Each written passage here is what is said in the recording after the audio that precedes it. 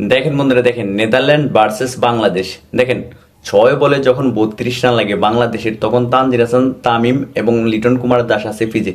দেখেন 6 বলে যখন 32 রান লাগে, দেখেন প্রথম বল করছে নেদারল্যান্ডের বলার, সেখানে দেখেন তানজিদ হাসান তামিম সজোরে হাঁকাইছিল।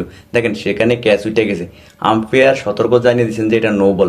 দেখেন প্রথম নম্বর বলটা করছে, দেখেন সেখানে 6 হাঁকিয়ে দিল আমাদের তানজিদ হাসান তামিম। দেখেন তারপরে বল সজোরে একটা 4 হাঁকাইছে। আসলে ভাই দেখেন তৃতীয় নম্বর বলটা এটা 4 হাঁকিয়ে দিছে। দেখেন ভাই, আসলে ভাই খুবই ভালো লাগছে।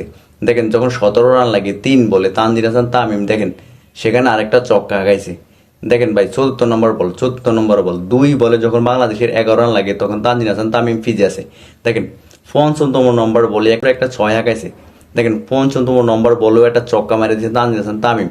দেখেন লাস্ট বলে যখন আপনার 5 রান লাগে, সেখানে তামিম বিশাল একটা চক্কা হাঁকিয়ে দিছে, ম্যাচটাকে উইন করে দিছে বাংলাদেশ টিমকে। দেখেন 9 উইকেটে বাংলাদেশ টিম ম্যাচটা জিতে গেছে।